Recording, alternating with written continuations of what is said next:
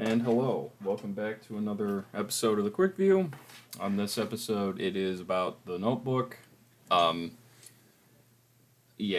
so just as a bit of context, probably from the last Quickview that was recorded, it's been about like a month or something because I've went on vacation. I've had to buy two cars, so I'm finally getting back into the swing of things again. And I thought something that was fun. My wife doesn't really like movies at all, but I was like, okay, I can get her to watch The Notebook, right? Like, that's the most chick friendly movie of all time. But boy, she did not like it. Neither did I, honestly. And I'm someone who can watch a whole bunch of stuff. The Notebook is probably one of the dumbest relationship things I've ever seen in a very long while. I mean, it's almost just it borderlines on science fiction, bro. It's like crazy. So basically, the whole story begins with this guy, Noah, going out and trying to swoon this girl by threatening to let go of a Ferris wheel and fall to his demise. So already, that's not a good sign for the relationship. But they go out. He stalks her and finds her and says, "I will be anything you want me to be." So that's obviously and like again, like whatever. It's just a movie, but it's like that's just like so weird. I don't know how anyone would find that attractive, but anyway, after that, they show their relationship as they just like constantly fight all the time, and then after 2 months of them dating, maybe three, it's never definitively said how long they dated. She moves off and he can't follow her. But he writes her a letter for 365 days and the mother of her like burns them. But still from his perspective like bro, he literally sent her a letter for 365 days. He didn't find anyone else. A woman that he was with for like not even like a year of his life, he went out and it boggles my mind that that is the amount of time frame. Then after that they go to their own separate lives and she falls in love with another dude for literally like years. They are separated from each other in the novel for 15 years, but in the events of the movie it says it's said that it's 7 years. But bro, 7 years? How would you not get over that? Like that's what I can't understand. I understand like you know if two people were together and one of them had to go to like another country and then they came back, but it's like dude, 7 years. I can't even remember my first girlfriend's that positively. 7 years ago, you don't remember the like best things you had 7 years ago. But anyway, continuing on, the story after that point gets to be that he literally just sees her driving when he's on the bus one day, and he just gets off and goes out and just randomly sees her with the new guy, the one who's actually very respectful, and I'll get to that later. So after that, he's like, okay, she's with another guy. I'm gonna go into World War II. So he goes into World War II. His best friend dies, and then he sits back and I guess I didn't mention this, but in the summer that they were together, they almost not that they did, they almost had sex in one particular room. So he bought this house that was a dilapidated house and fixed it up over the course of what had to have been again 7 years or how long before they met each other, but it had to have been years. Like he didn't go through like half of year one and then be like, maybe I should just try and find another woman. And he does. He finds a local woman of the night to entertain him, but it doesn't make any sense because he's a good looking guy and he's got a nice house. I mean, his house was beautiful. I mean, it doesn't even make any sense.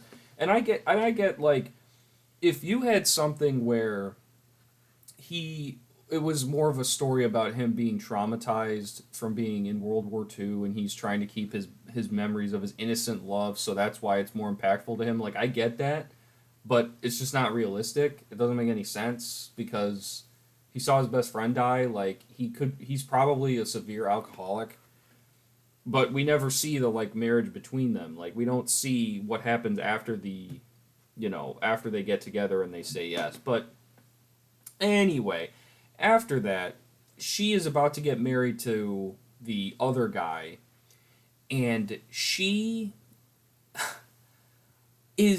literally passes out, falls down on her head and gets knocked unconscious because she sees this guy in a newspaper, which is just so stupid because like if she didn't see him at that exact point, and I understand, every movie and every book has like plot convenience, but dude, if she didn't see him in the newspaper, it would literally be that the movie did not happen. It's just so stupid. But after that, she goes to the second guy and says, "Hey, oh hey, husband, I think I need to think for myself for a little while." And then the husband's like, "Are you okay?"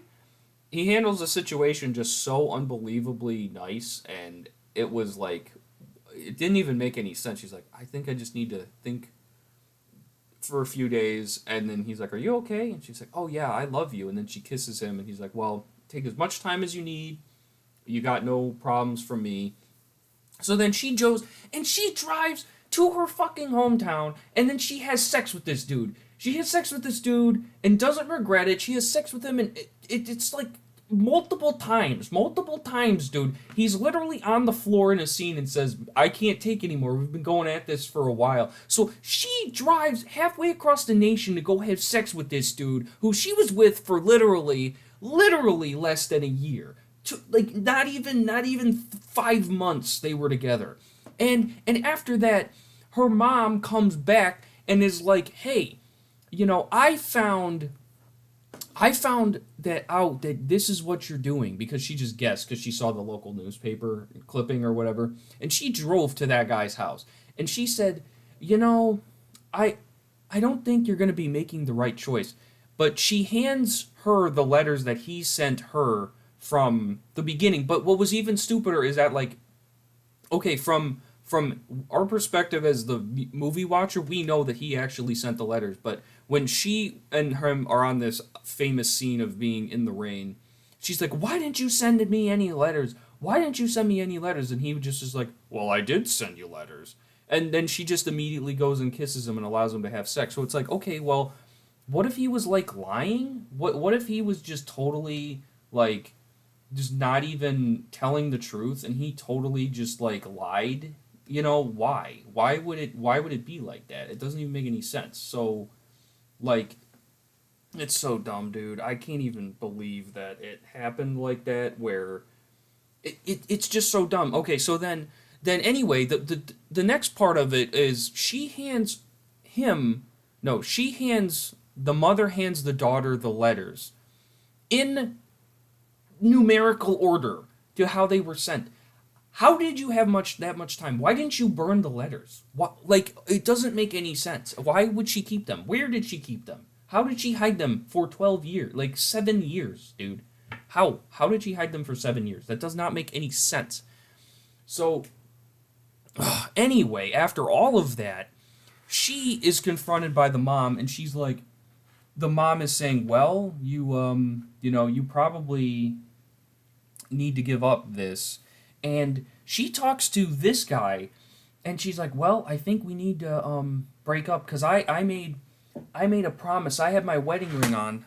I'm never gonna cheat on that guy." And he's like, "What do you mean?" And he justifiably like freaks out. He literally throws a chair, and he's like, "Are you kidding me? You literally just had sex with me multiple times, and you're gonna leave me and go back to the guy that you literally just cheated on?" And she said, "Well, my word. I said my word." And he's like, "Your word means nothing, lady. Your word means nothing." And I didn't know this, but the Notebook has the meme clip of, "What do you want? It's not that simple. What do you want? It's not that simple." And after all of that, then they okay, so she goes back to the first guy, and the first guy is like, "Okay, I'm willing to still accept you after all of that." And she walks back and she says, "Well, I've already made my decision." And she shrugs her shoulders and just moves in with this dude. And then it cuts to the future where oh, they've just been happily married. They had 3 kids. Nothing bad happened. Like, bro, she cheated on her basically husband of like 3 years, and now that they're together, nothing happened. Nothing maritally happened. I mean, they were arguing all the time. They were together for like 2 months. So stupid. One of the worst romances ever. Anyway, the only thing I did like about the movie is you cut to the future where it's revealed that he's reading her the notebook of their memories together so he can tell her about, like, trying to restore her from being losing her memories from dementia. And it was really sweet. I think if the love story was better, I probably would like it a lot more. But it's like, so anyway, they have them finally getting together. She gets her memory back for a second, and then it like goes off of the rails. It's so like bizarre. Like, if all they needed to do was just have them talk in the future where she remembers him and she's like, "Well, how long do we have?" And then he says, "I don't know how long, but let's make it last." And then cut to black. It would have been honestly a better ending, but they have her forget, and then she starts attacking him, and me and my wife, like, we were almost like, we felt like, yeah, the movie was terrible, but at the end where it's like, how could you not tear up at least a little bit at the fact that he was reading to his wife and trying to get her to remember, and then she just starts fighting him, and it's like, me and my wife are like looking at each other, we're like, how does this make any sense? What the heck? So after that, the dude gets a heart attack. And then we're like, is he just gonna die? What is going on? The last 10 minutes is such a huge flashbang of, like, it doesn't make any sense. And then he gets okay from his heart attack. He goes into the dementia unit with his wife, and then the wife is like, remembers him for one last time. It's like, do you think that our love can let us die together? And then they wake up dead. It's like, it's so stupid. It doesn't make any sense. I mean, dude, if how at a nursing home did no one check up on them for literally 8 hours while they slept? They died. They died. He wasn't in the correct room. So stupid. you know. Yeah, that was like 12. That was literally 12 minutes of me just going back on that. But I'm telling you, this is like, it is like a litmus test. I don't understand how anyone could be this, like, stupid and like it. I mean, it wasn't even like, I understand if me and my wife were to watch something like 50 Shades of Grey or something, or if even a bunch of women watch 50 Shades of Grey, because this is a woman's story. This is not a man's story. This is weird that I'm even reviewing this, but women think about the wish fulfillment aspect, and men do too, like, like kung fu movies and all that crap. But for women, this is what they want. They like to emotionally think about other stuff. So, like, for 50 Shades, it's about Anastasia Steele falling in love with Christian Grey. Christian Grey doesn't want to fall in love with Anastasia, but because over the course of the movie, Anastasia is just so wonderful and nice, they get together, and it's, forbidden love, and they get together, and he's obviously a rich millionaire and all that. So women like that crap. I get it. I understand the, like, logistical reasoning as to why. And even if you don't like that part, you get to talk about interesting ways to fornicate afterwards. Okay, I get it. I'm not gonna act like it's super highbrow entertainment or anything, but this one just doesn't make any sense. I don't know anyone who is even with their first relationship at all. I've met, like, okay, well, that's not true. My mom's and dad's friends, I know one. I know one person who was together with the first person they were ever with their entire life. But 99% of people probably aren't with the first person they were ever with. So this just doesn't even make any sense how this works out. This is not wish fulfillment, because wish fulfillment would be like, again, 50 Shades of Grey, where you're wishing you're with, like, a millionaire who eventually you can change, and then he'll love you forever. Like, that's more of a wish fulfillment than The Notebook. Dumb. I can't believe this is the top rated woman's book. Like, I even understand Titanic, and I like, at the end of Titanic, I've watched it like once or twice in my life. Like, I understand why Titanic women like it too, because it's supposed to be, the dude died. So the fact that Rose is at the end of the movie, she's still talking about him, like it's more to respect the memory, even though that's not exactly how it is. But you can like, you can you can trick your brain into thinking it that it's that way, even though it's not.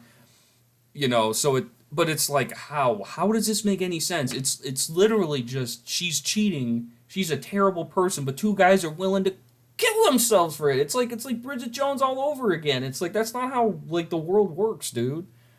You know.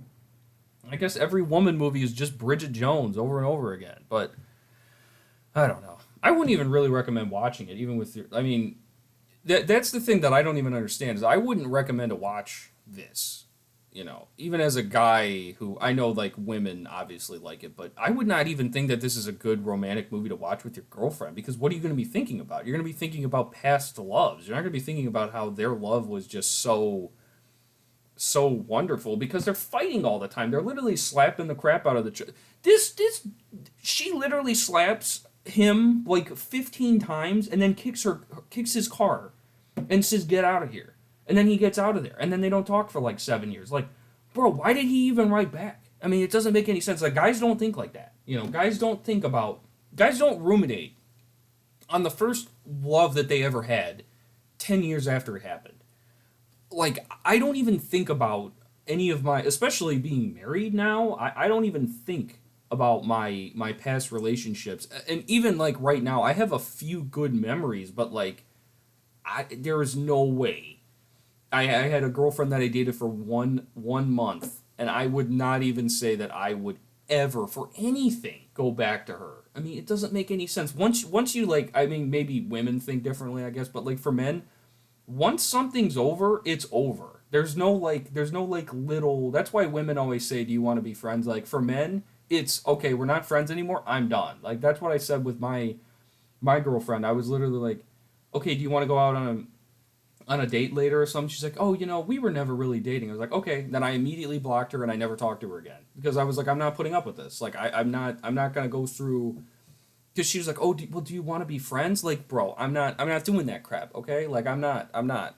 That's all I'm getting from this is I'm thinking about the reasons why I broke up with other people, not oh, it's so wonderful that they're loving together. Man, this is 17 minutes. But like again, I don't understand why this is like the most popular. Like I even get Titanic, even the production budget, even for like guys, that's kind of historically cool. But yeah, this is a piece of crap movie. This is just stupid. I would rather watch Godzilla movies over this crap. This is a out of 10. This sucks. Hate The Notebook. Boo.